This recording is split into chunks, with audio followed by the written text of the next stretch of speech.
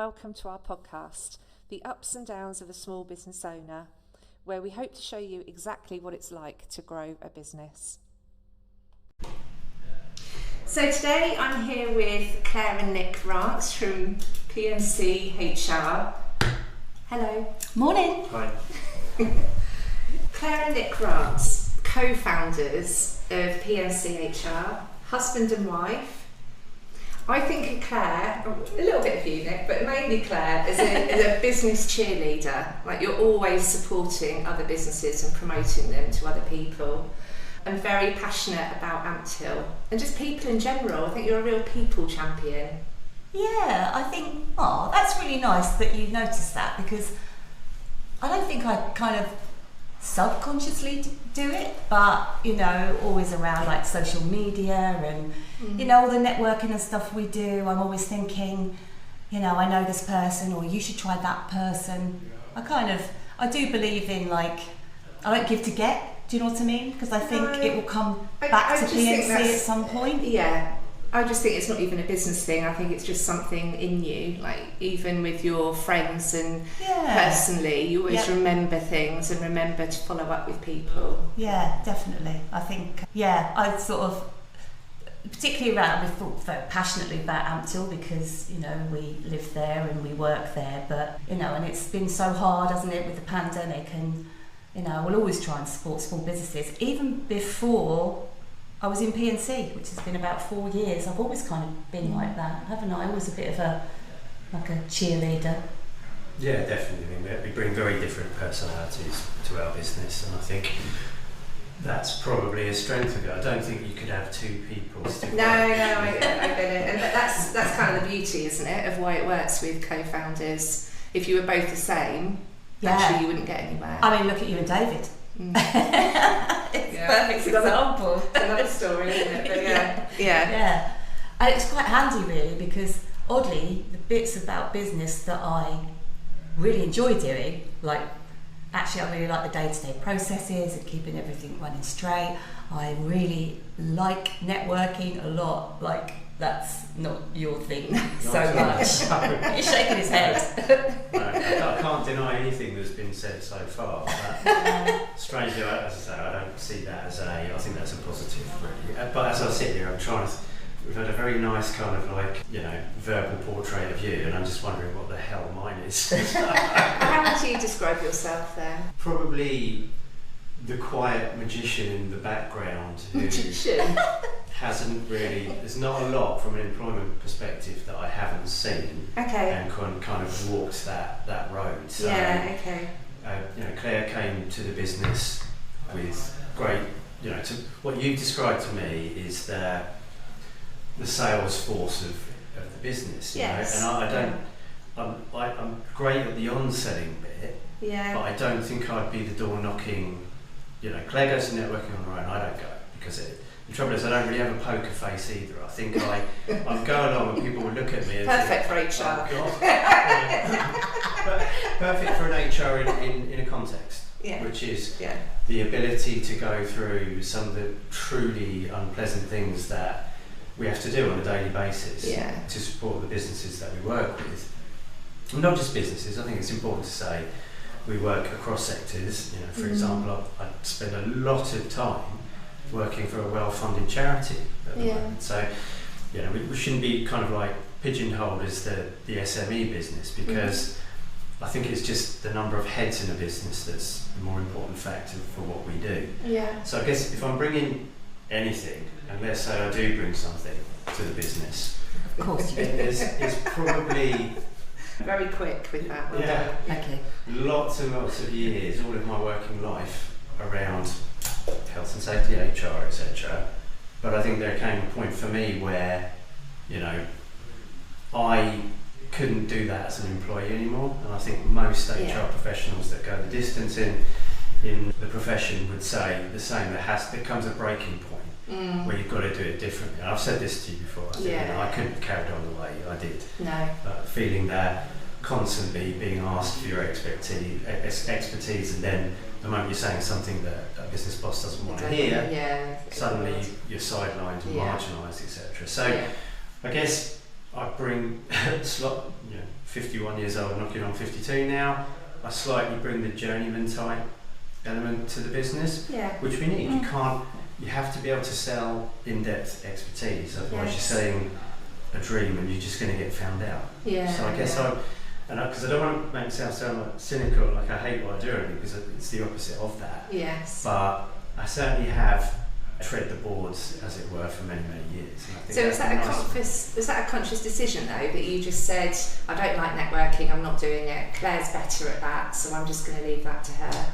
I don't know, I think sometimes she'd love me to go along, but as I say, I can't go along and give that the energy that you described. And why would I do that when my time could be used playing to my strengths, which is mopping up difficult situations, walking through. I'm not saying Claire do that, of course she does, and actually has become very, very good at that over the years. So that's a bit worrying now, because I might have to develop a bit of the other side of it.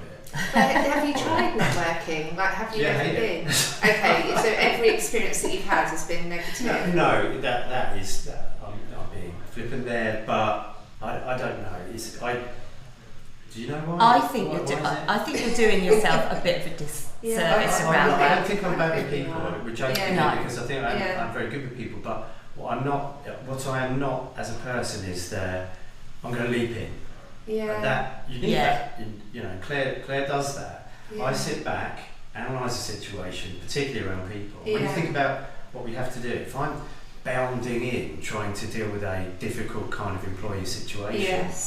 Imposing the answers on the situation, I've missed the entire context and backstory. So again, that's probably why I'm not a natural networker, because all of my working life I've been taught and educated to sit back, weigh the situation, understand the situation, and then start to offer guidance and things like that. So DIYs. I might be a bit hardwired not to do it. Do you know what I mean? The thing is though, I would say that I'm the same as Nick. Like I would always say, no, I'm not doing that. I don't like meeting new people. I don't like selling things. But what I've tried to do, and I still don't do it a lot actually, David does it more, but what I've tried to do is reframe it and say, okay, I'm not going to sell anything. I'm just going to talk to people about what we do, and then if they're interested, they'll come back to me. I never sell. And actually try to build more like friendships rather than selling all the time, because that's just, it's not me, that's not who I am, and it's not comfortable with what I'm doing. Because actually, if we, on the rare occasion we do go networking, I'll be sussing the room really quickly. I'm the one that's checking the list of who's there. Really? Before I walk in and I'm having a look. And if I meet somebody and I think, oh, that's really interesting, and I think Nick will be interested, I will literally walk across the room, I will get Nick, I will bring him over and say, this is Nick, this is Bob, Bob really likes F1. You're like a...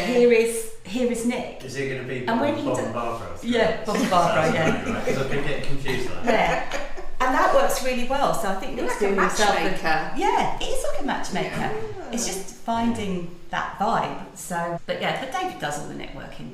He does, doesn't he? Interestingly, he doesn't really enjoy it. It's not his thing. It's kind of, but people would have that perception that he really loves doing it. He doesn't. I think what's become more important to him is finding the networking that he enjoys. So the group of people, but actually, again, I don't think he doesn't do hard sells on anybody, but it's more about enjoying the experience, because some of them, they're so regulated and you have to get referrals and you have, a pretty hard sell. That isn't us. Not really my kind of thing, to be honest with you. And I'll just pick up on one thing Claire said there, which is, to me, I think I've learned this from you, about sales. It's not like I haven't learned anything about, selling the business, but it is a business that, we talk about us founding the business. It's a business that's existed for, longer than we have within it. Yes. So I came to the party 2014 around that mark, and then a few years after that. So, but it's one thing that I think you do very well around the sales arena is that you understand it's not, it's a patience game. It's rare that you will meet somebody and sell somebody a job just like that, or a retainer or whatever it is that we think they're interested in. And that for me is why I would be not very natural in that environment, because I'm always, and I've learned not to do this, but you know, when Claire comes back from these things, I'm always like, okay, where was the value in that? You know, and it's not as stark as that. Right. I would say, okay, so what did we get out of that?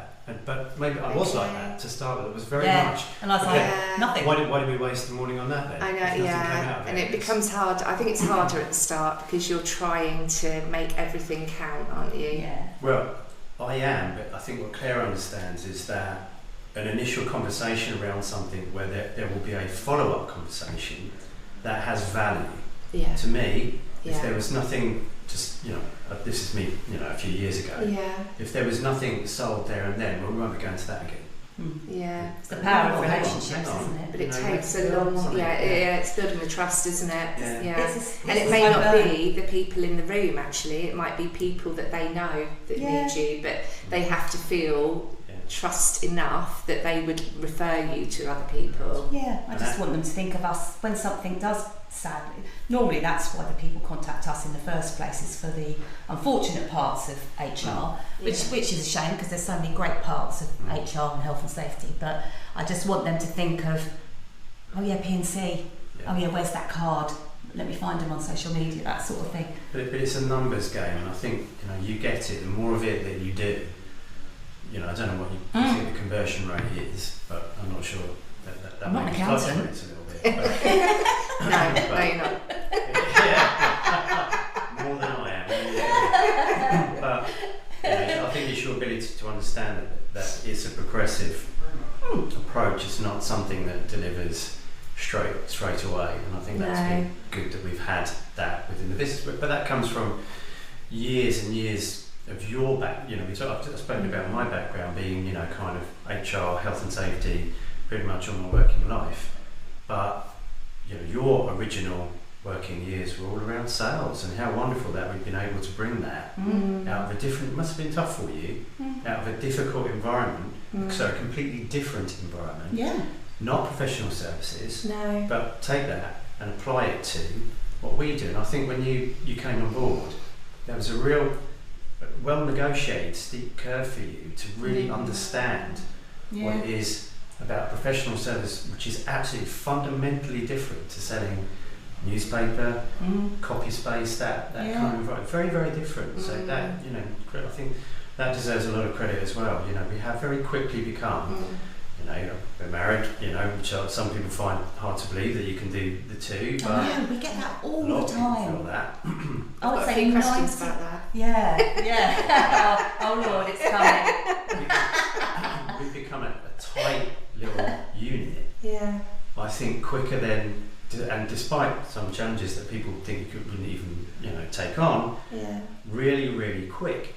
And I think, you know, how we met was the NatWest. So I was going to come on to that. So that is taught on that. We first met on the NatWest Accelerator about 4 years ago, and if I'm honest, fun times. When I first met you two, I was really quite jealous. And I thought they look like they've got it absolutely nailed, because that beginning bit, and I know it wasn't you weren't founding it from the start, but that beginning bit when you're building a business, there was all sorts of tension between David and I. Like, it's hard work and you both want it to work, and like you say, there are no quick wins and you're trying lots of different strategies, but it just felt like you were completely together on everything, very different but very aligned on what you do. And also what struck me was how supportive, so exactly what you've just been talking about, you know, you appreciate the differences and the strengths that you've got individually,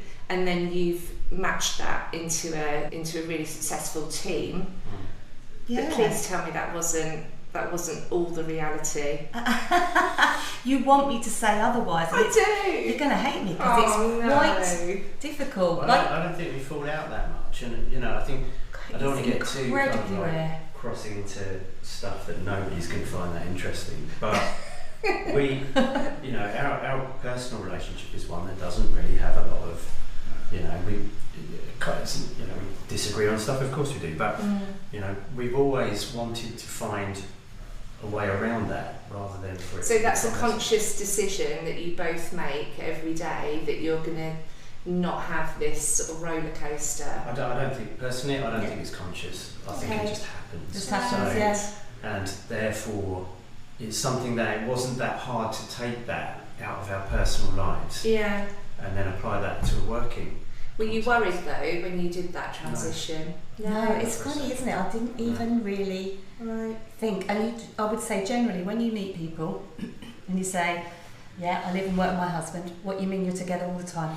Yeah, we're together pretty much all the time. Yeah. And they say, "Oh God, I could not think of anything worse." And I'm like, cheesy, I couldn't think of anybody else I would rather work with. Do you know, I think it comes from a lot of respect, though. It's massively about We respect. have to respect one another to be able to do this. Yeah. Because, you know, and again, if we were a pair of, as you put it, cheerleaders kind of competing with each other. Yeah.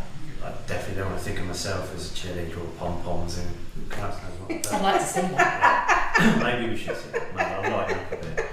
And, but Maybe that's for your own time, I don't know. Yeah, but I do think that because we're so different, but respect what we bring to the party. But I think that's from a personal point of view as well.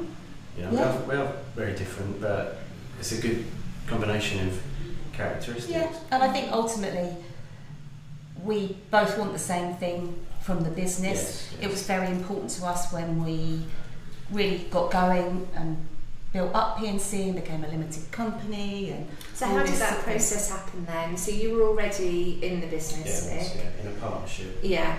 And then what happened? Well, I mean, essentially, if I can just bore you briefly from the story of how the business came to be. So I think if ever there's an advert for going to university and having the opportunity to do work placements, and for those to be meaningful, one of the better experiences for me is a guy I met on one of my early work experiences, found that I really quite enjoyed it, and went back to him for a couple of years, so 20-week work experience, work placements.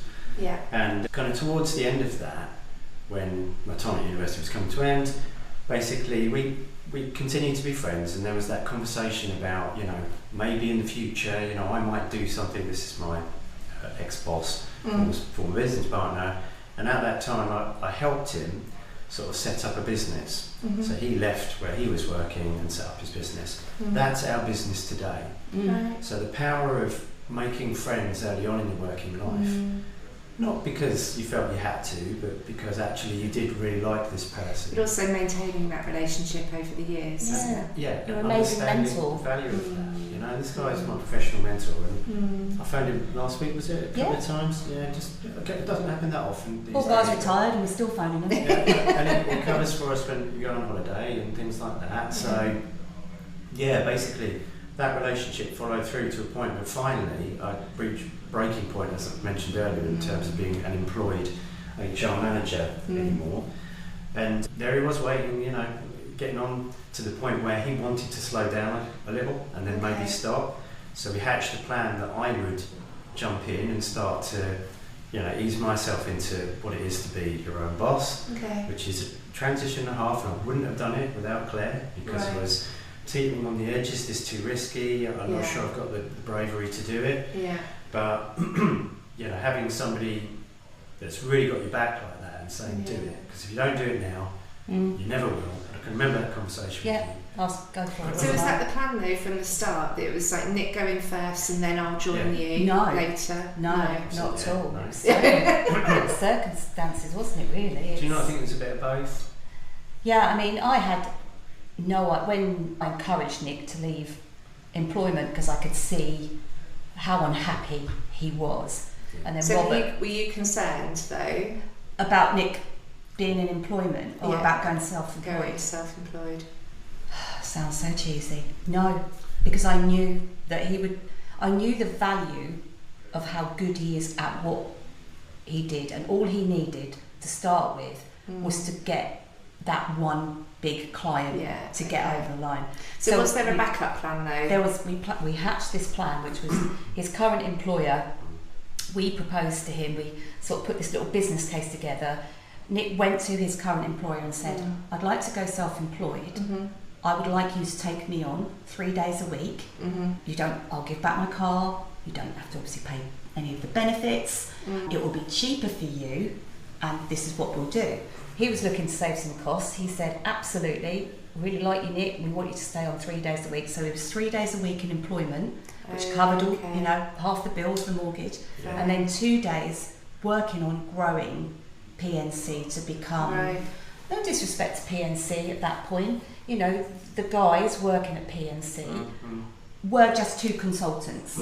I wouldn't say it was a business. No. Well, in my mind it was, and it had to be. In my former business partner's mind, it was, I'm easing down now. Yes, okay. So the responsibility, I think, at that time really fell to me to push for it to be a commercial entity. So how did you find that though, still working 3 days in your last job and 2 days? Bearing in mind how unhappy it made me feel. It was, went home one night, came back the next day, and this ex-boss of mine, the one in my last period of employment, was a person that, well, we might as well get on with it then. So it was literally, end of 1 week, next day you come quick back buy a car. And I just felt different. Literally from the space of, Friday night to Monday morning, no time off.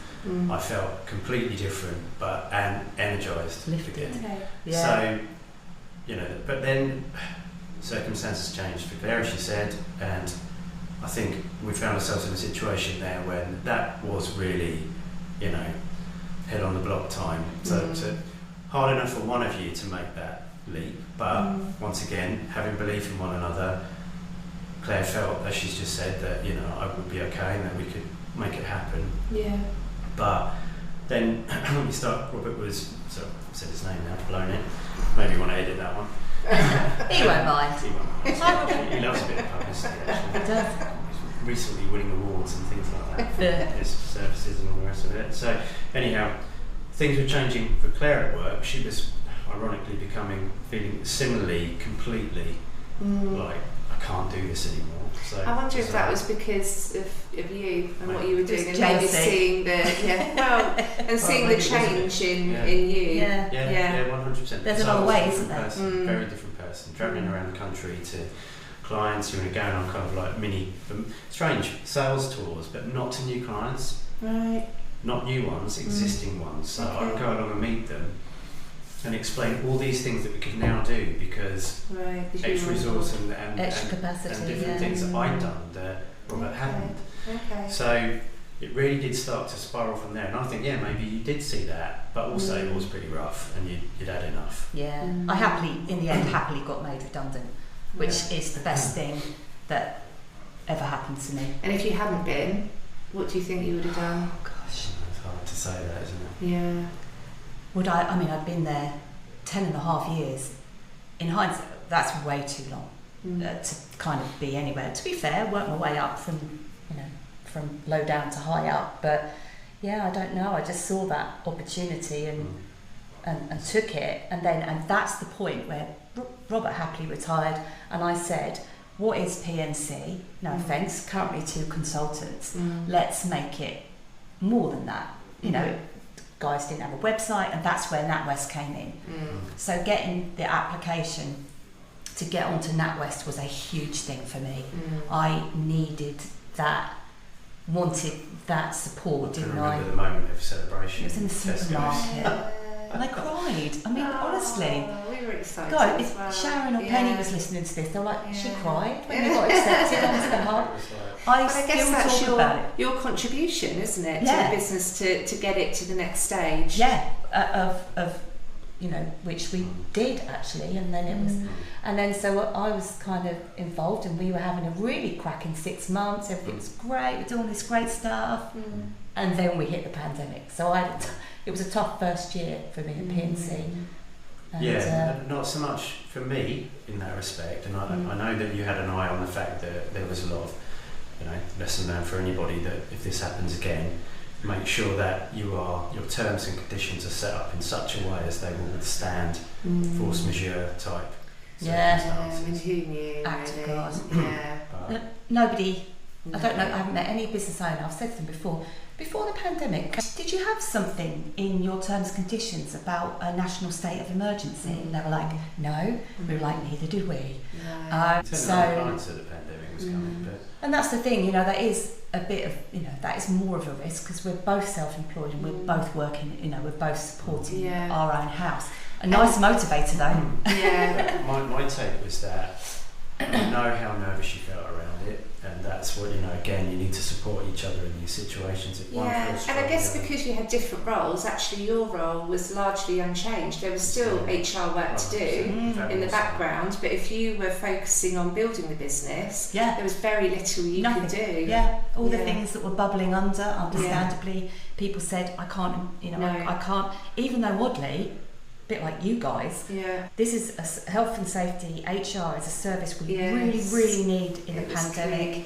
But actually, I understand that business owners were too cautious to start trying something new. It was a real difficult one for people. There was no selling going on at that time, but what there was busy in a time of crisis. These kind of services. And I think our relationships really changed with our clients during the pandemic. It went from being actually quite almost superficial to actually we're really seeing like the bare bones of this now, and really feel that we're having some really good conversations with clients. People were having to make, our clients and your clients very much the same in the pandemic.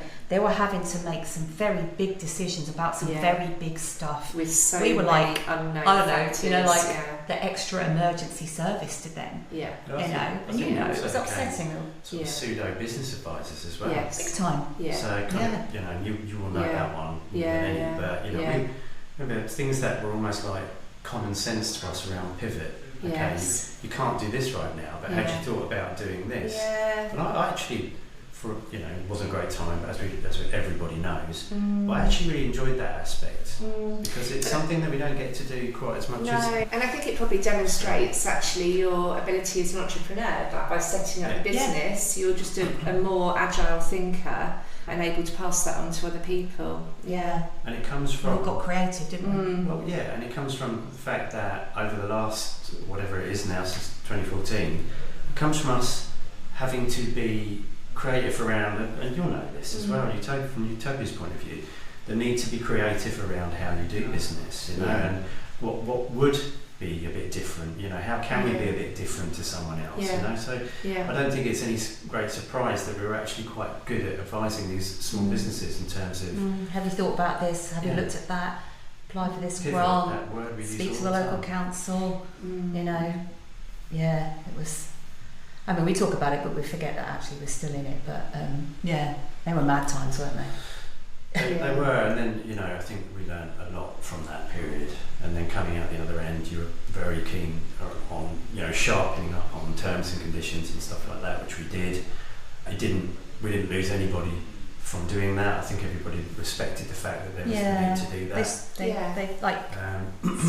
They see the value. In us. I mean, sometimes some of the decisions that around HR and health and safety, we can save our clients thousands and thousands of pounds. Definitely. We can mitigate risks so they're not going off to tribunals and all sorts. I mean, I like to think we pay for ourselves. And that's the message in terms of what we do fundamentally. Sadly, it's not the kind of organisational development work that I have particularly enjoyed in years gone by, but you can't argue with the fact that there's an awful lot of that kind of protecting a business work for us right now. And the referral thing that we spoke before we came on here, we're feeling that I think more than we ever have. So maybe there's just a threshold of time that you get to where suddenly people feel confident to start referring you as a business? Or? I kind of think of it like a snowball rolling, it feels really hard to start with, there's so few, and then all of a sudden it just kind of takes on a life of its own.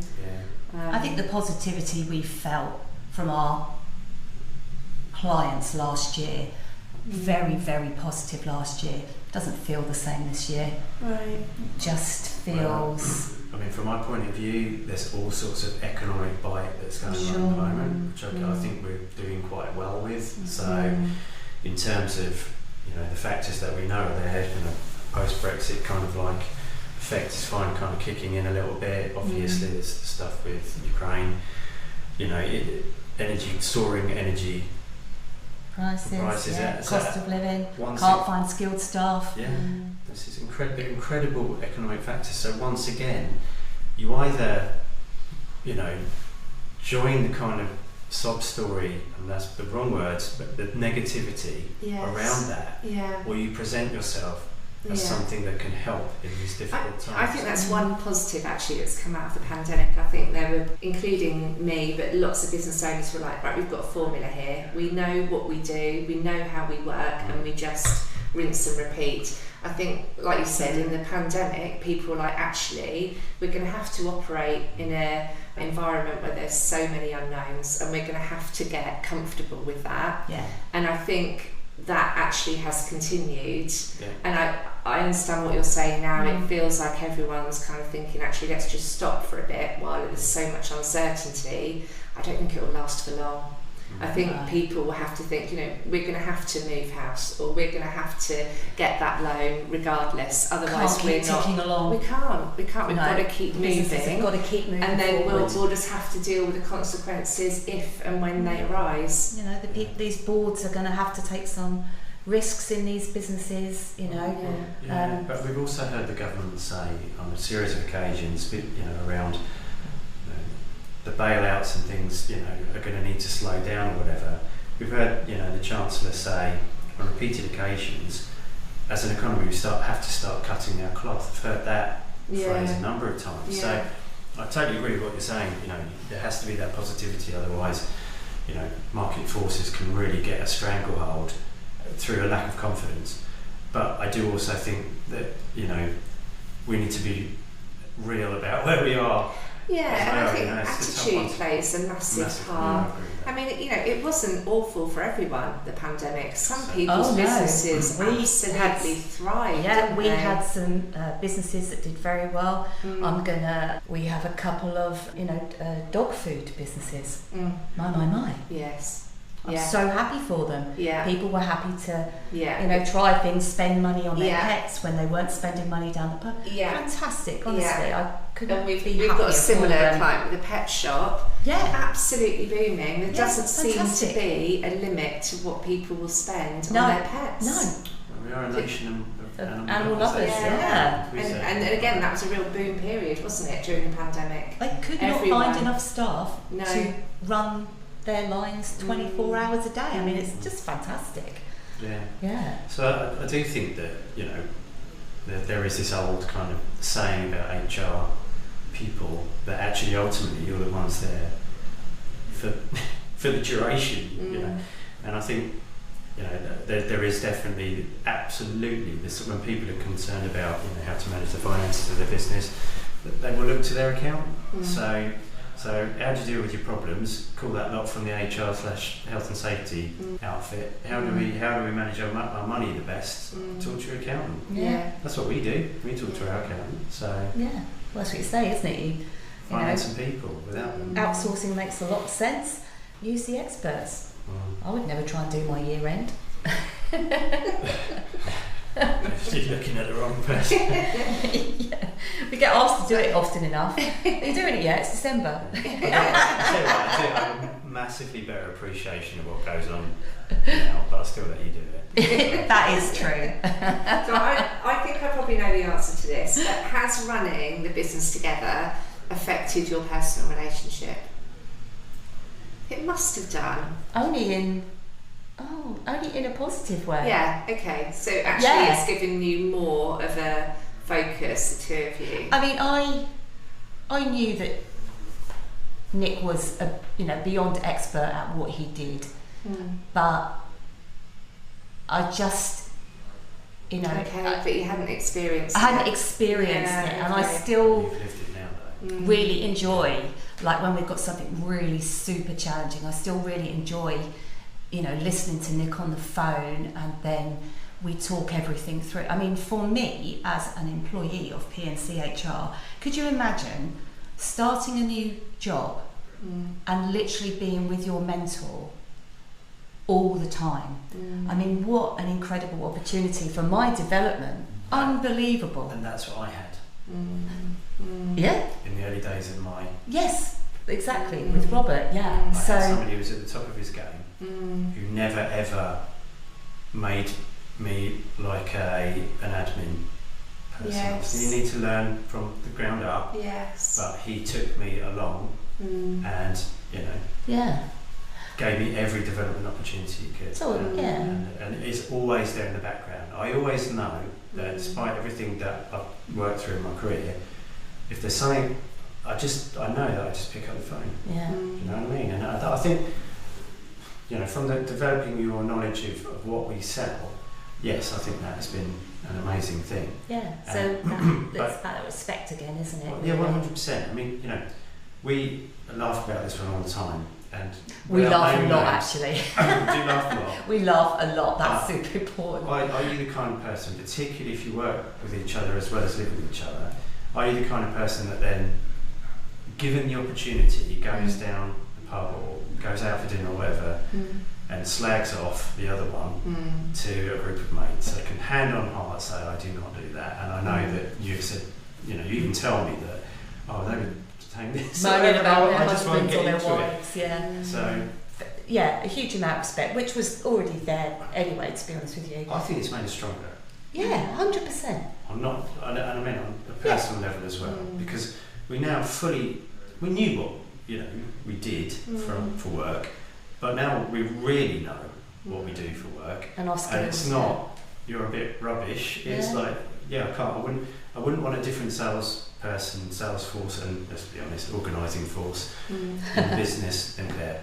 I couldn't recruit somebody better than Claire for what I think business needs.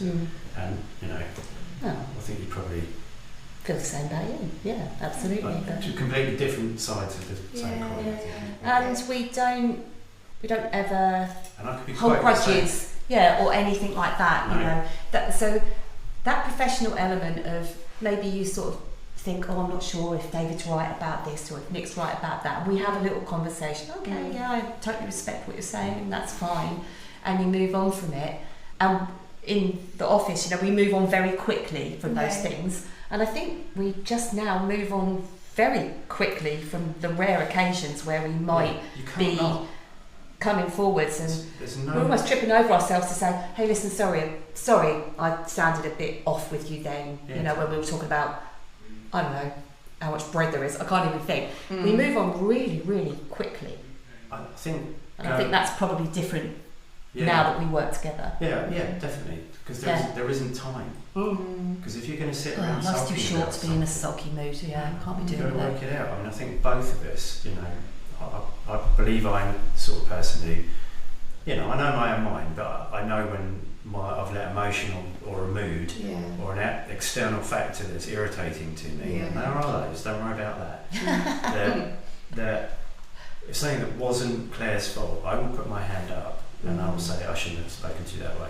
I think we're much quicker but because we work with that. The business, being in a business together. It teaches you don't waste time on unproductive negativity. When you can move past it and be stronger and do something good with your time. And I think that's why when I say things, it's made us stronger. This is like a counselling session for me. I believe that it really does teach you. So it's an advert. Unless you really hate your other half, it's not such a bad way to be. You see the life they walk in, and then maybe you can get over the silly stuff really quick. We do move on from things. So how do you make decisions between you? What does that process look like? I think we just both trust each other enough to make a decision. I think what I generally do, if there's something like, are we going to change this, or what does the client need, I will go to Nick and say, I think I should do this do you agree? Generally you say, yeah, you're spot on, which is lovely because it just builds your, you know, your confidence and what have you. But decisions around the business, quite organic. We sort of bounce around. One minute we're thinking we've got an exit plan, next minute we're thinking. They're very organic, and that's a good word. Our kids don't want it. However, I suppose the thing I'd say about that is that's very not accelerator program speak. Yeah. And I know that we've had a series of conversations where we've said we need to start having more of these structured business planning meetings, even if the meeting is just to say, we're on track for where we want to be for the last 6 months. Yeah. Because otherwise, the organicness of it can feel directionless. Yes. So just churning through another week. And I think if I had to be, and this is not a criticism of either of us, if I had to say there's something that I think, you know, we really need to think about in terms of, and this comes out of this question, decisions for the business, is that some of the big stuff around what next and how we're going to get there really gets lost in the day-to-day churning through. It's classic, isn't it? Because somebody wants this, maybe need someone external to help with that, because that's difficult to do between you, isn't it? It could be a peer, it could be accountability, it could be, you know, I don't necessarily believe it's, and you know, I'm going to be completely straight about this, I don't necessarily think it's a business coach, because I don't necessarily feel like a business coach has walked in our shoes. I'd be thinking somebody of a similar experience as, you know, having to think about the same sort of stuff would be far more powerful to our business and where to go next. But sometimes I find, you know, and if our clients want growth, that's amazing, and HR needs to be at the table, you know, to discuss growth whenever somebody wants to change something or do something, you know, or apply for a big tender for a contract. That's amazing, but do we have the people to do the jobs? So we talk about growth a lot, and a lot of these things, and no disrespect to all these podcasts and different things, a lot is about growth. But actually, sometimes is it just okay to say, actually what we have is an exceptional work-life balance. Yes. And we have that already. And that's really good. And I think in my mind, sometimes I think, you know, it's very sad, and we hear things all the time about people getting our age, you know, 50, getting poorly, and big life changes. And I think our balance is very good, and we're paying our mortgage. And it is interesting because when you do go to network and things like that, and they talk about growth, and I'm like, actually, is it, you know, is it that is the okay measure? to say, do you know what, this is a great business.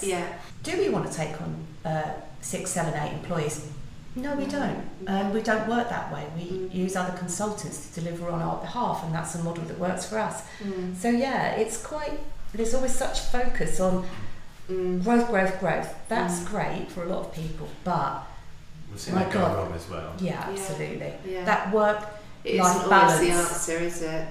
It was a lot of astounding. people will really focus on turnover as well. It's meaningless. Profit. Profit better, but Absolutely. turnover means nothing. It doesn't. I'm running £1 million business. Okay, Is it efficient? What does that mean? Are you actually profitable? A lot of them aren't. Have you worked out your hourly rate for the 60 hours a week that you're doing? So I feel very blessed that we've worked hard to have a very good work-life balance. And I guess that's the next decision for the businesses. Do we want to change that work-life balance? So there's a business problem, for example. What do we do? Like all you do is kind of discuss it, and you don't feel like it comes to a conclusion, or you just kind of it doesn't really. It just sort of a conclusion. Or maybe the path just sort of gets decided as you go along. Then I guess, which probably isn't great. And probably should be more focused. There's no right or wrong, is it? It's just there isn't. But if you know, with all the positivity that we're talking about in terms of 2 individuals, I can remember one client who actually we do a minimal amount with now. But so discussing with us, so it's really exciting what you're doing with the business. Where do you think it's going? And I, rightly or wrongly, said to him, you know, we're deciding what we want to do in terms of growth of the business. You know, fresh out the accelerator kind of like workshops and stuff. And he really expressed a lot of caution and saying, do you know what though, you know, I'm really happy for you. That's great, but I would be really worried that then our business doesn't become so important to Claire and Nick. Isn't it funny? Yeah, Like perception. Yeah. Sometimes I feel like we're selling us, yes, rather than selling our business. And sometimes people don't want to refer you because they think it's going to diminish their service. And I say, I promise, if you refer us, you're still going to have me as your lead. And I know there's one group in particular that I ask them. I regularly ask our clients for referrals, and I know one said, "I'm never going to do it. I know you keep telling me that it's going to be fine." Right. Yeah. That's them, is it? Yeah. Right. Which is a huge compliment. It's a compliment, but maybe sometimes our frustration around where we go next, is it growth, is it sustain, is it exit, prime it so that we can get out, sell it, maybe sometimes that is the thing that's there. We've done, as I said, very arrogant, but we've done a very good job over the years of selling our, and either through the doing or through the relationship building, very strong, if very different, personalities. Yes. And it doesn't mean that, you think of one of the charities that I'm doing an awful lot of work for at the moment. That's very much me. Yeah. Do you get that, Catherine? Yeah, do you have that? do. Clients will favour absolutely one over the other. Yeah, and I would say it's not that they favour one over the other, but the reason that's not what they said. I love David. But I would say that we attract our type of people. Definitely. And we've tried to move them between us, it doesn't work. Yeah. We do try, don't we? Absolutely echo that. And it's so funny, I would actually quite like to sit in on some of David's meetings because I know that they are entirely different to mine, but they still get value out of that, and that's what the clients value. Would they like me coming in and talking to them about their family and trying to do a more holistic approach? No. But actually that's a really heavy focus on the clients that I work with, and it works for us, I think. I don't know. I do say to some of our clients, I go, if I happen to be or in a meeting, I said, phone Nick, because if I'm busy, he'll be free. Phone Nick. They go, oh wait, it's fine. He's okay. He's actually really nice. I married him. Yeah. They're like, oh no. And I'm like, but we want to give a good service, and it's really important to me that people can access us. If we try and that's quite hard as a business, I think. I don't know if you find the same, because then suddenly, how do you cross over? How do you share that knowledge? How do you move that work around? Because actually, I do quite a bespoke service for my clients. David does it for his. So we have expanded the team, with all the problems that's come with, but we tend to then cherry pick. So if we've got a member of team that kind of thinks similarly to me, the work tends to go to them, and then we're kind of working in these silos. Yeah, and that is, is risk, because all of a sudden, somebody doesn't come in, a member of staff doesn't come in, because we know that happens, and you're like, oh, crumbs. But honestly though, this to me is human nature, okay? So now we have to put the boot on the other foot and think of ourselves, okay? So when you've got something to do with any transaction that hasn't gone as you'd like it to have gone, what you really want is a dedicated person to speak to. Yes. You don't get it. And that actually is something where we will have clients come to us from the much larger HR houses, these big sort of peninsulas and Ellis Whittons, who doing a sales job, but they will charge a lot of money, but you will hit a call centre sort of thing. So I think that's, like you, it's definitely one of the appeals of working with a smaller. Although that comes with an element of responsibility. I don't know if you feel that. Actually, if there is a problem, you feel like you're almost on call to them, and you feel personally responsible for helping them. Yeah, and some of the decisions we make can have a huge impact on the business. So not that we would get it wrong, but if something did go awry, But that's the deal. Utopia. Yeah. That's what you sign up for. This is what you have to own the problem. Yeah, we're really good at it. Yeah. And actually, a perfect example of something that I've been dealing with this week. Can't get into the detail because it is very sensitive subject. But the reason it's been persistently falling over is because of the need to go through the insurance / advisor type bigger company to get things checked off, which is another way we work sometimes, sort of almost doubling up on services because of the value that we bring that they can't get from the bigger provider. Yeah, so we have clients that pay for one of these big HR houses who also pay for a retainer for us because they feel like they don't get the service from the big ones. Crazy, right? The classic is this week we've been tied up in knots with the situation, very, very serious situation, and because their end, rather than ownership from start to finish, which is what we promote as a business, you've got or ownership between, if we can work it, 2 people start to finish. You've got being bounced around different people looking at a case and of course coming to slightly different conclusions. Everyone has an opinion, don't they, what you should do and what we shouldn't do. That's not, I think that's bad value for money, that kind of. Yeah, also just frustrating. I mean, that's the core of what we do as well. No one wants to say, look, okay, I've been through this whole story with Bert last week, but sure, I'll tell you again, and you're starting from scratch. They just want to speak to someone that has been with them for that journey, understands actually their psychology of how they operate, and can give them very quick, personalised advice. So we come 360 on that. That's why, from the insertion or the initiation rather of a client relationship, if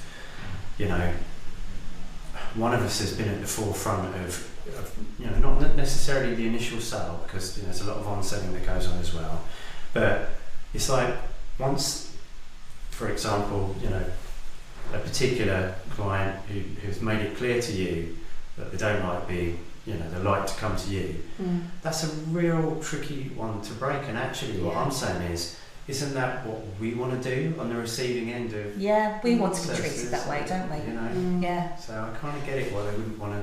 Like the way I only want to speak to David and not Catherine, you mean? That very rarely happens, Claire, you know that. This is very true. It's alright, I got Ben. And that's much better than Catherine or David, definitely. So what's been your biggest success, would you say? Can you give us a little bit more context there? Because we've also been talking about some of the success of. I think it's tied in, isn't it? There's no divide. So what's been, I guess since you've started your journey as PNC, what's been the biggest success? Work-life balance. 100%. Yeah, I don't feel I have a massive, because of the amount of... but we can still make an active So is that choice. The goal from the start? That was key to what you were trying to build? Trying to keep, particularly as you came out of employment, trying to keep the kind of the stress levels down and things like that. I think because unfortunately we spend most of our time in our working day dealing with negative incidents, whether there'll be sadly someone's tripped at the factory and they've cut the end of their finger off and that means they can't ever work again as an engineer, and we've got people going through disciplinaries or people struggling with their mental health, and at the there isn't loads and loads of conversations at the moment about growth and development of teams and taking on big groups of apprentices, all the lovely stuff. So I think for us it is important to have some balance, because actually we have to decompress, and you would hear stories, you and David would hear stories about how things maybe are a bit tough for some people. And hard, we don't have to be in our office 10 hours a day. We can choose to work from home when we want to. So that sort of thing. Okay, and I guess that's that's a why benefit for our clients. The humour between you is so important as well. To try and lift. Can I offer two? Can I have two? Which must be one. Right. Go on. So one for me would be that in the life of the business, which is now approaching 25 years old. Yeah, 25, around about 25, 26 years old. Yeah. We don't have a bad relationship with anyone in terms of the clients. Yeah. We've never, actually I can think of one, but that wasn't really the client, that was an individual within. But even that, we can hold our heads high. So from my point of view, is the sheer resilience and strength of the business with everything we've been through. So do you think that's by luck? No. No, okay. I think it's the reason why people fear that they might have to talk to someone else other than Claire and I. Yeah. Because they have pure trust that we're in it for the right reasons with them. True, that is a success. That to me is a massive success. I don't know that many businesses other than, huge online retail people who did very well during the pandemic that can actually say there is that strength of relationship. Yeah. It's more than business transaction. Yes. It's friends. With a lot of them. It's what you spoke about. Yeah, absolutely. Yeah. Part of their team, aren't we? Yes. Yeah. The other one, and I'm going to try and wrap two into one here so they actually get through. See how he pushes boundaries. I never thought, it's on selling, I never thought I could be in business. I thought I needed the support network of employment. Yeah. I don't, and I actively would reject it going forward. Yeah. I think you become unemployable actually. And that's how as a business owner. Never going back. Yeah. It would not be fair of me to mention that without the other huge success of what we've achieved over the last few years, which is bringing someone from zero experience of being a human resources consultant to being somebody that I really feel very close, shoulder to shoulder with me, Claire. That's a massive achievement to be able to do that. I don't know too many people that go from, I mean, don't get me wrong, sometimes we all do it. There's I really do know what I'm, I'm going to park that, all of the golden, I'll get back to you within, a short time frame. Yeah. Everybody does that, but you do it barely ever. Yeah. And where you do need my assistance, I defy any client to say, that was Nick doing that. Yeah. It just wouldn't, So obviously there's a good sales element to how you transitioned into being a very competent HR person, but it's an incredibly short period of time. Yeah. So there you go. Aww. So do you celebrate that success? Do you ever look back and think, God, look at what we've built, look at what we've achieved? I think I do when I can pause for. But do we do like no, not actively. Awards? We should best employee awards. We should find out from our accountant, like if we could like get a holiday on the business, like PNC away week in Seychelles. Okay, that's a no. She's like, no, you can have a Costa. Put it through subsistence. Oh dear, there's some sorts of things I've been doing. So, last one, you'll be pleased to hear. What would you like to leave behind as your business legacy? Oh God! I wish I'd had these questions in advance. If we've changed any of our businesses' expectations around using what I call another emergency service, like continually thinking they have to spend lots of money or they have to recruit someone to do a very average job, is changing some people's perceptions. We have a couple of clients that are very big, and one of them in particular took a risk where they decided not to employ a 40 grand a year HR manager, but they decided to use PNC to fill that gap, of which we do absolutely excellently.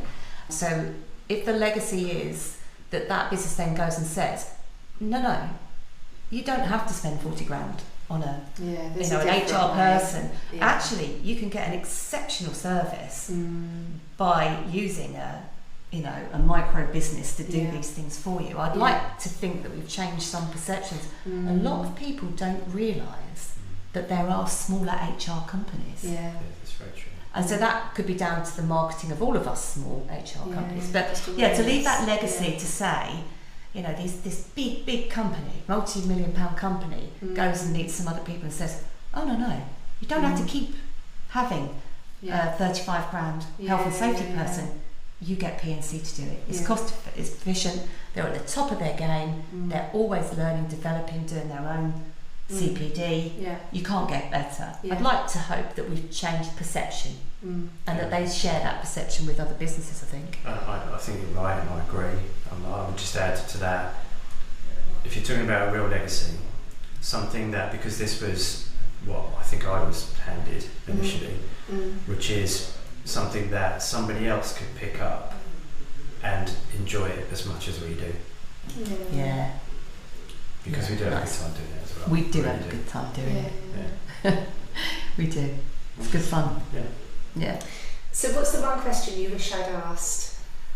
Favourite colour? Yeah, oh God, that's a good one. What do other people say to that? Is there anything, if we're doing an honest look back, is there anything fundamentally that you'd have done differently? Okay. Go on then. I really mean fundamentally. Okay. No, you wouldn't. There's nothing you would have done differently. Fundamentally, no. No. I agree with that. I'd say the same, because not that we got everything right. No. But it's a journey, isn't it? Yeah. Like, we learned something through all the mistakes that we did. Yeah. I think it's simply a question of asking oneself, both of us asking, overall, did we follow the right path? And hand on heart, I can say yes. Yeah. I hoped you would have asked, do we still love each other very, very much? And yes, we definitely do. I think, I don't think that's come through, Claire, so I'm not sure. So Lisa, I don't know if you've seen the diary of the CEO, but he has like people leave questions for the next guest. So do you want to pick, and it's up to you how you do this, we can Just either... get a little box of cards out now. This is competition, isn't it? Cards Against Humanity. Oh my gosh, No, it's we not should this. definitely That's play true. Cards Against Humanity on the next That's a podcast. very different That's probably podcast. the Yeah. HR version. Yeah. So I don't know whether you want to ask each other or you want to ask me and I'll ask you. It's up to you what you want to do. I want to ask you. Okay, pick a card. Just at pick random. anyone. Yeah. Right, let's have a look. Diary of a CEO. Oh, what do you promise to do to make our world a better place? Oh. Yeah. What can I do to make it a better place? I guess it sounds really cheesy as well. The thing that I would say is that I've probably learnt more recently is not to necessarily react to situations and always do the right thing according to my own ethics And values. values. Absolutely. Yeah. So treat people how you wish to be treated, that kind of thing. And I think that's really important for you personally, for yourself. Yeah. But also, you are a manager of people. Yes. And you're spending, 8 hours a day. And what you've just said to us is like the most perfect trait of a great employer as well. So I think that works on both levels, really. Yeah. I think that's, it's a really good answer. Nice. So shall I pick one for you? So do both of you want to answer or one of you answer? What do you think? Depends on the question. Oh, okay. Yeah. Oh, this is quite easy. Where will you be in 5 years? That's not easy at all. That is really not easy. Not And this still is- in Amtil. It's the crux of still the in... issue that we have. Okay, We start to get into the arena where 5 years is actually quite difficult. Okay. So if you both got Because of our different, age. if you got different ideas on where you, okay, all I right. mean, different, but actually, I don't think as different as perhaps it was. Yeah. So where would you like to be in 5 years, Nick? Semi-retired. Okay. And once upon a time, harking back to accelerator days, etc., when we were asked these very questions on a regular basis, I would have said retired. From this point right now, 52 at the end of this year, retired. I actually think, That's unrealistic. I don't know whether that's, or whether not, maybe unrealistic, or whether I want to be. Yeah. Because I think I've still got plenty to bring To give, and offer. Yeah. So, from my point of view, 5 years' time, but it comes at a cost. It does. Yeah. What's the cost? The cost is we will have to stop owning the business in quite the same way that we do, because what we do at the moment is we say every time we get to the growth discussion, we say, we just don't trust anyone to do it in the same way that we would. And therefore that's going to be, so my ambition for 5 years might be unattainable, to be honest with you. Or you just run down what you've got. Yeah. Yeah, you could just let it organically go. Or and that's what another cost might be. Had we not stepped in. So do you remember the legacy bit thing? You know, I know that, you know, if Robert were here and we're asking him the same question about what does he see the legacy, he doesn't want this thing to be run down or die. No. And I think I am honour bound to respect that. Okay. And friendship bound to respect that. That's quite a responsibility though, isn't it? Yeah. So somehow or other, be. this thing's lasted for so long and successfully, not you know, limping along or anything like that. It's only getting stronger. Yeah.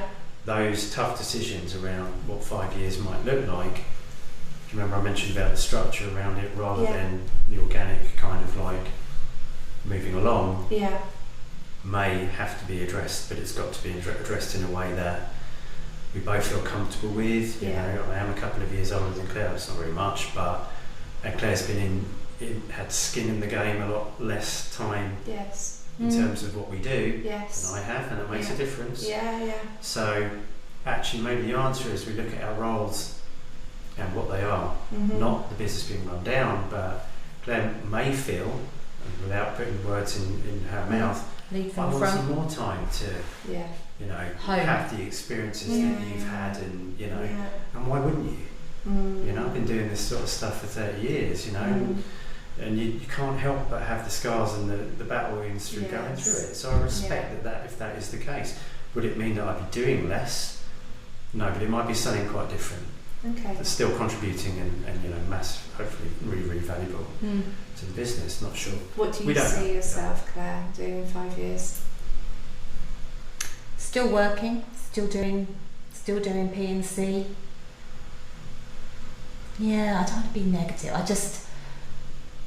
It's like we're not going to be old at 55, but we're also not going to be young. I find that one quite hard to answer. That's a tough question, isn't it? If you've asked me at 40, I'd be like, oh, I know what I'm doing in 5 years' time. Yeah, it's easy, but isn't it? I think, you know, everything's been lifted on its head the last couple of years. Things that you never thought we would be doing, we are doing. And if you'd have said to me 5 years ago, oh, you'd be running your own business and doing it, I'd be like, what, would I? I work at the council, what are you talking about? You know, so... Isn't it funny when we Copying get out a tough little bit. questions, we're both doing this. Yeah, I've got my arms folded because I'm naturally quite defensive sort of thing. But it's not. Sorry, it's not a problem. I don't think we don't know the answer to the question. No. But the question is there, and it's more relevant to us than it was 5 years ago. The only advantage is that in 5 years' time, all of our 3 children will have finally all been through uni. So that's a big thing. So we'll have some more choices after that. Yeah. You know, do we need to live in our house? Could we downsize? Do we sell sell our buy-to-let? Change. Then we could work 2 days a week. Yeah. You know, it's this is not a new conversation for us. This is one we have regularly. We don't come to a conclusion. Managed to reach the answers yet because there's a real conflict there. There's a real genuine love for this brilliant little business that we're so proud of. Brilliant little business that actually has a lot of reach and a lot of heart and a lot of respect. So to understand what we do, that's what the single biggest thing that we both don't quite know the answer to. Right. Because it's so tough. And it's a source of stress. No. Stress is the wrong word because it's an opportunity. Awareness. That could be absolutely fantastic on a number of fronts. But it's a tough one because the options are so very different. Yeah. You know, I strongly believe there's a very saleable business there.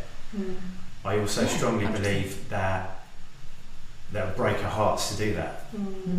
Because, you know, we run through that. You know, you cut it in half, you've got our blood in it.